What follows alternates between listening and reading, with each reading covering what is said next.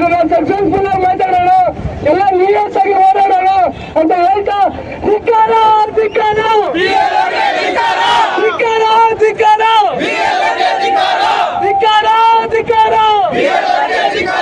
ಎಲ್ಲಿವರೆಗೂ ಹೋರಾಟ ಯಾರದ ಎಲ್ಲ ಹಾಳು ಮಾಡ್ತಾರೆ. ಕುತ್ಕೊಳ್ಳಿ, ನೀವು ಕುತ್ಕೊಳ್ಳಿ ಹೇಳ್ತೀನಿ. ಏನ್ ಕೊಡೋಗಿರೋದು ಯಾವ ನೀವು ಹೋಗ್ರಿ.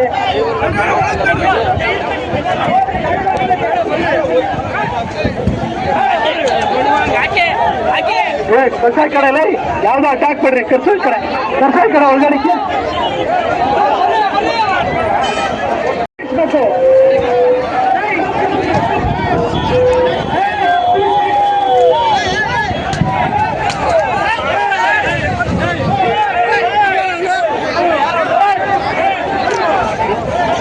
ಕೂಡ ಅವಕಾಶ ಇಲ್ಲ.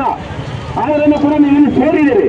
ಆದ್ರೆ ನೀವು ಶಾಂತಿಯುತವಾಗಿ ನಿಮ್ಮ ಮನವಿ ಏನಿದೆ ನಮ್ಮ ಮನವಿ ಕೊಡಿ. ನಿಮ್ದು ಟೋಲ್ ಏನಿದೆ ಏರ್ಪೋರ್ಟ್ ಅಲ್ಲಿ ಏನು ಹೊಸ ಟೋಲ್ ವ್ಯವಸ್ಥೆ ಮಾಡಿದರೆ ನಾವು ಇನ್ನು 2 ದಿನದಲ್ಲಿ ಕೂತು ಮಾತಾಡಿ ಬಗೆಹರಿಸತಕ್ಕಂಥ ಪ್ರಯತ್ನವನ್ನು ನಾವು ಮಾಡ್ತೀವಿ.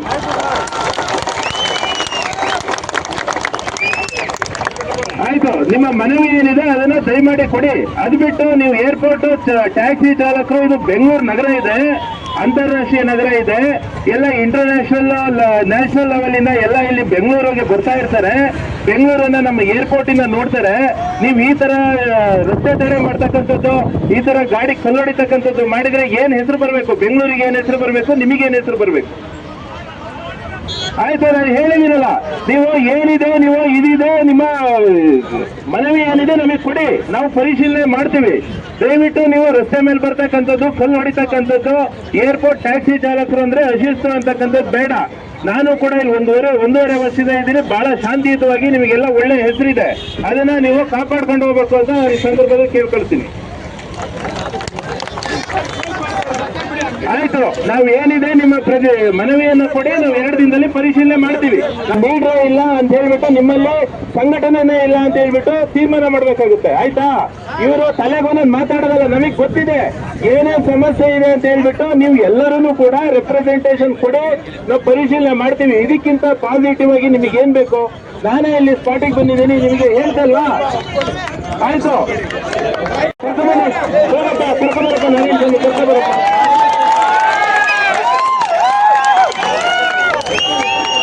ಆಯ್ತು, ಒಂದು ನಿಮಿಷ. ನಾವು ನಾರಾಯಣ ಸ್ವಾಮಿ ಅವ್ರನ್ನ ಕರೆಸ್ತೀವಿ. ನಾರಾಯಣ ಸ್ವಾಮಿ ಅವರು ಏನು ಘೋಷಣೆ ಹೋಗೋದು ಇದೆಲ್ಲ ಬೇಡ. ಘೋಷಣೆ ಕೂಗ್ತಕ್ಕಂಥದ್ದು ಇದೆಲ್ಲ ಬೇಡ. ದಯವಿಟ್ಟು ನಾರಾಯಣ ಸ್ವಾಮಿ ಅವರು ನಿಮ್ಮ ಅಧ್ಯಕ್ಷರಿದ್ದಾರೆ, ನಾವು ಅವ್ರನ್ನ ಕರೆಸ್ತೀವಿ. ಅವರು ನಾವು ಏನ್ ತೀರ್ಮಾನ ತಗೊಳ್ತೇವೆ ಎಲ್ಲರೂ ಭದ್ರಾಗಿರ್ಬೇಕು. ಕರಿಯಪ್ಪ, ನಾರಾಯಣ ಸ್ವಾಮಿ ಕರಿಯಪ್ಪ, ಐಶ್ವರ್ಯ ಅವ್ರನ್ನ ಕರಿಯಪ್ಪ, ಐಶ್ವರ್ಯ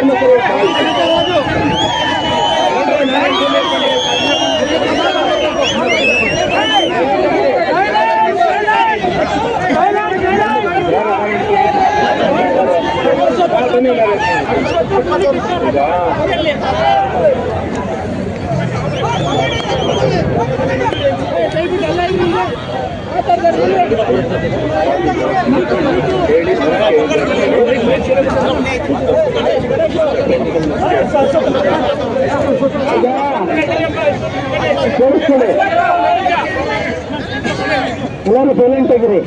ದಯವಿಟ್ಟು ಈಗೇನು ನಮ್ಮ DCP ಸಾಹೇಬ್ ಏನ್ ಹೇಳ್ತಾ ಇದ್ದಾರೆ ಕೇಳಿಸ್ಕೊಳ್ರೆ. ಸೈಲೆಂಟ್ ಆಗಿರಿ, ದಯವಿಟ್ಟು ಕೇಳಿಸ್ಕೊಡಿ. ಏನ್ ಹೇಳ್ತಾ ಇದ್ದಾರೆ? ನಾವು ನಿಮ್ಗೆ ಇದನ್ನ ನಿಲ್ಲಿಸ್ಕೊಡ್ತೀವಿ, 2 ದಿನ ನಮ್ಗೆ ಕಾಲಾವಕಾಶ ಕೊಡಿ ಅಂತ ಹೇಳ್ತಾ ಇದ್ದಾರೆ. ಆಯ್ತಾ? ಕೇಳಿಸ್ಕೊಳ್ಬೇಕು, ದಯವಿಟ್ಟು ಪ್ರತಿಯೊಬ್ಬರು ಕೇಳಿಸ್ಕೊಳ್ಬೇಕು. ಕಾಲಾವಕಾಶನ ಕೊಡಿ, 2 ದಿನ ನಮ್ಮ ಕಾಲಾವಕಾಶವನ್ನು ಕೊಡಿ ಅಂತ ಹೇಳ್ತಾ ಇದ್ದಾರೆ. ನಾನು ಸಾಹೇಬ್ರೆ ನಿಮ್ಮನ್ನ ಸಂಪೂರ್ಣ ಪೊಲೀಸ್ ಇಲಾಖೆ ಮೇಲೆ ನಂಬಿಕೆ ಇದೆ. ಆಯ್ತಾ? ನಾವು ಇವ್ರ ತರ ಕಚಡ ಜನಗಳಲ್ಲ.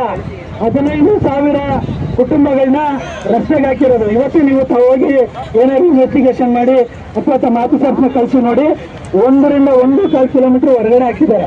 ಇವತ್ತು 2 ಕಂಪನಿಗಳಿಗೆ OHM ಬಿಟ್ಟು ಏನು ಸ್ವಿಟ್ಜರ್ಲ್ಯಾಂಡ್ ಇವ್ರಿಗೆ ಪಾರ್ಕಿಂಗ್ ಕೊಡೋದಕ್ಕೋಸ್ಕರ ನಮ್ಮ ಪರ್ಸನಲ್ ಪಿಕಪ್ಸ್ನ ಏನು ಸೈಡ್ ಪಿಕಪ್ ಹೆಸರು ಹೇಳಿ ನಮ್ಮನ್ನ ಹೊರಗಡೆ ಹಾಕುವಂತ ಕೆಲಸಗಳನ್ನ ಮಾಡಿದ್ದಾರೆ ಆಯ್ತಾ. ಇವತ್ತು ನಾವು ರಸ್ತೆಗೆ ಬರೋದಕ್ಕೆ ನಮಗೇನು ಮುಚ್ಚಿಲ್ಲ.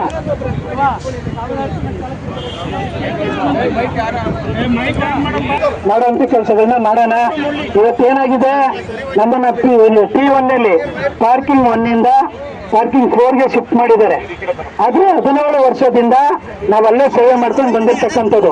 17 ವರ್ಷದಿಂದ ಆಗದೆ ಇರ್ತಕ್ಕಂಥ ತೊಂದರೆ OSM ಮತ್ತೆ ಕ್ವಿಕ್ ರೋಡ್ ಬಂದಿದ ತಕ್ಷಣ ಏನು BIL ಬ್ಯಾಂಗ್ಳೂರು ಇಂಟರ್ನ್ಯಾಷನಲ್ ಏರ್ಪೋರ್ಟ್ ಏರ್ಪೋರ್ಟ್ಗೆ ತೊಂದರೆ ಆಗ್ಬಿಡ್ತು.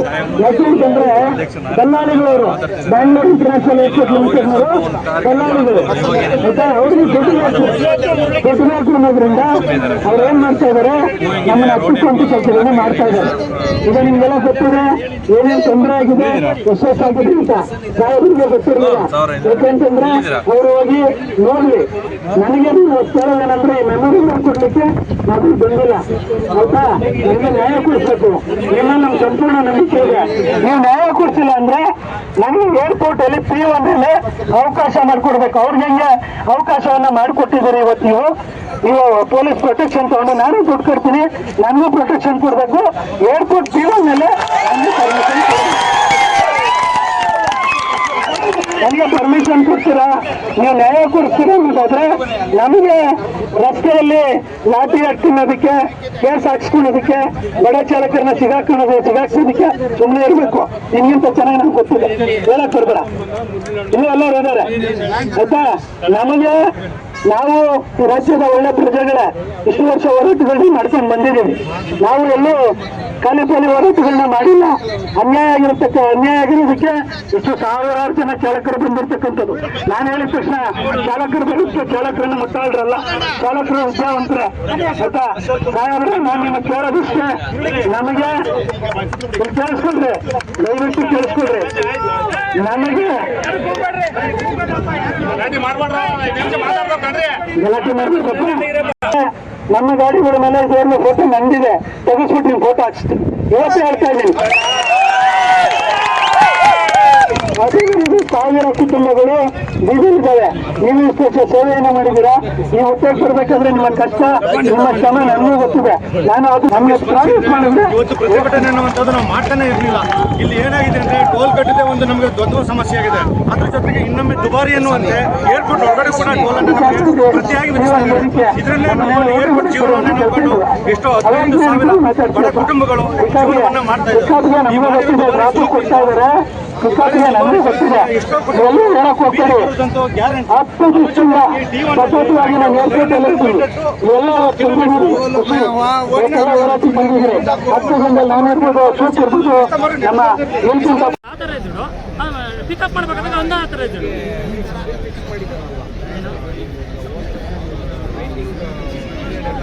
ಅದೇ ಅದು 10 ನಿಮಿಷ ಹೇಳ್ತೀನಿ ಸರ್, ಸರ್ ನೋಡಿ ಸರ್, ಈಗ ಹೊರಗಡೆ ಚಂದ್ರಪುರ ಟ್ರಾವೆಲ್ಸ್ ಏನಿದಾರೆಲ್ಲ ಗಾಡಿಗಳು ಇಟ್ಕೊಂಡಿದ್ದಾರೆ. ನಾವೆಲ್ಲ ಕರ್ನಾಟಕದ ಚಾಲಕರೇ, ನಾವೆಲ್ಲ ಅಕ್ಕಪಕ್ಕ ಈ ಭಾಗದ ಜಿಲ್ಲೆಯರು ಇದ್ದಾರೆ, ಮಂಡ್ಯ, ಮೈಸೂರು ಎಲ್ಲ ಆಲ್ಮೋಸ್ಟ್ ಗೊತ್ತಾಯ್ತು. ಬಟ್ ನನಗೆ ಈ ಇವ್ರು ಏನು ಅನ್ನ ಅಂತ ಹೇಳಿ ದುಡ್ಡು ಮಾಡಿದ್ದಾರೆ, ಅವ್ರಿಗೆ ಮಾತ್ರ ಈ ರೂಲ್ಸ್ ಅದು ಪಾರ್ಕಿಂಗ್ ಪ್ಲಸ್ ಅಮೌಂಟ್ ಏನಿದೆ ಅದನ್ನು ಹೇಳ್ತೀನಿ ಸರ್ ನಿಮಗೆ. ನೋಡಿ, ಈಗ ನಿಮಗೆ ಏರ್ಪೋರ್ಟ್ ಹೋಗ ಒಬ್ಬರು ಮಾತಾಡ್ರಿ. ನಮಗೆ ಎರಡೂ ನಮ್ಮ ಪಿಕಪ್ ಮಾಡೋದು ಬದಲಾವಣೆ ಮಾಡಿದ್ದಾರೆ. ನಂಬರ್ ಆಫ್ ಲೈನ್ಸ್ ನೋಡಿ ಸರ್. ಈಗ ಏರ್ಪೋರ್ಟ್ ಒಳಗೋಗ್ಲಿಕ್ಕೆ 17 ಟೋಲ್ ಗೇಟ್ ಇದೆ ನಿಮಗೆ. ಅದೇ ಕೇಸ್ನ ಅರವಲ್ 1 ಅಲ್ಲಿ 2 ಅಲ್ಲಿ ಪಿಕಪ್ ಮಾಡಬೇಕಾದ್ರೆ 2 ಲೈನ್ ಆಟೋ ರಿಕ್ಷಾ ಹೋಗೋಷ್ಟು ಜಾಗ ಮಾತ್ರ ಬಿಟ್ಕೊಂಡು ಬೇಕು ಅಂತಾನೆ ಜಾಮ್ ಕ್ರಿಯೇಟ್ ಮಾಡ್ತಿದ್ದಾರೆ. ಇವ್ರು ಹೇಳಂತದ್ದು ಏರ್ಪೋರ್ಟ್ ಅಲ್ಲಿ ಚಾಲಕರು ಅನಾವಶ್ಯಕವಾಗಿ ತಿರುಗಾಡ್ತಿದ್ದಾರೆ. ಯಾರು ಅನ್ನೋದ್ರ ಅಲ್ಲಿ ಅರವಲ್ ಗೇಟ್ ಅಲ್ಲಿ ಪಿಕಪ್ ಹೋಗ್ಲಿ ಡ್ರಾಪ್ ಹೋಗ್ಲಿ 2 ಲೈನ್ ಇರೋದು. ಏರ್ಪೋರ್ಟ್ ಒಳಗೆ ಹೋಗಕ್ಕೆ 5 ಲೈನು, ಬರ್ಲಿಕ್ಕೆ 5 ಲೈನು, ಏರ್ಪೋರ್ಟ್ ಅರವಲ್ ಹೋದ್ರೆ 2 ಲೈನ್. ಇದು ಯಾವ ತರ ನ್ಯಾಯ? ಇದೆಲ್ಲ ಮೇನ್ ಕಾರಣ ಏನ್ ಗೊತ್ತಾ ಸರ್, ಅಗ್ರಿಗೇಟ್ ಅವ್ರಿಗೆ ಬಿಸ್ನೆಸ್ ಆಗ್ತಿಲ್ಲ. ನಮ್ಮನ್ನೆಲ್ಲ ಆಚೆ ಹಾಕಿದ್ರೆ ಅವ್ರ ಬಿಸ್ನೆಸ್ ಆಗುತ್ತೆ ಅಂತ ಮೇನ್ ಉದ್ದೇಶ ಅವ್ರು. ನಾವು ಒಳ್ಳೆ ರೀತಿ ಸರ್ವಿಸ್ ಫಾಲೋಪಲ್ಲಿ ಇದೆ ಅನ್ನೋದು ನನಗೆ ಅರ್ಥ ಆಗಿದೆ. ಬಟ್ ನನಗೊಂದು ಕನ್ಫ್ಯೂಷನ್ ಏನಿತ್ತು ಅಂದ್ರೆ ಅಗ್ರಿಗೇಟ್ ನಿಮ್ಗೆ ಬೇಕು ಅಂದ್ರೆ ನೋಡಿ ಇದೆಯಾ ಅನ್ನೋದೊಂದು ಡೌಟ್ ಇತ್ತು. ಏರ್ಪೋರ್ಟ್ ಗ್ರಾಹಕರ ಬಳಿ ವಿಡಿಯೋಗಳನ್ನ ತಗೊಂಡಿದ್ದೀವಿ. ನಿಮ್ಗೆ ಏನಾಗಿದೆ ಅಂತ ಏರ್ಪೋರ್ಟ್ ಹೋಗ್ತಾ ಸರ್ವಿಸ್ ಕೊಡುವಂತ ಅಗ್ರಿಗೇಟರ್ ಬಂದಿರೋದು ಈಗ 2013 ಆಚೆ ಬಂದಿರೋದು. ಬರೀ ಎಲ್ಲ ನಿಮ್ ಕಡೆ ವಿಡಿಯೋ ಕವರೇಜ್ ಮಾಡ್ತಾರಂತೆ. ಒಂದು ಬನ್ನಿ ಈ ಕಡೆ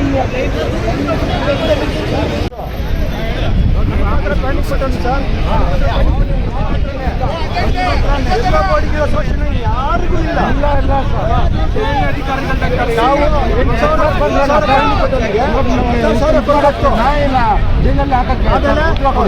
ನಾವು ಲಂಚ ಕೊಡ್ದಿರೋ ನಾವು FC ಮಾಡ್ಸಕ್ ಆಗೋದೇ ಇಲ್ಲ.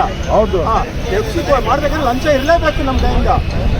ಎಲ್ಲ ಶೋಷಣೆ ನಮ್ಗೇನೆ.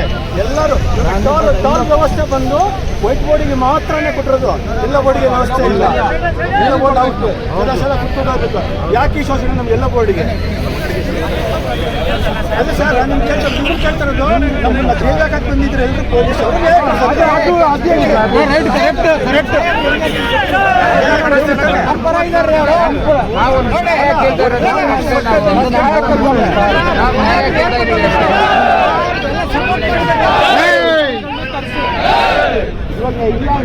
ಒಳಗಡೆ ಹಾಕೊಳ್ಳಿ, ಏನಿಲ್ಲ.